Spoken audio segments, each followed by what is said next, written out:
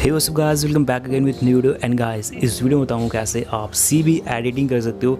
यानी गाइस, जो आपको स्क्रीन में फ़ोटो दिख रही है वो सीबी एडिटिंग है गाइस, ठीक है। और आप भी अगर अपनी फ़ोटो में सीबी एडिटिंग करना चाहते हो और गाइस अपनी फ़ोटो को सेम एज इट इज़ जो आपको स्क्रीन में दिख रही है सेम एडिट करना चाहते हो, वैसे आपको क्या करना है, सिंपली इस वीडियो को पूरा लास्ट तक देखना होगा, ठीक है।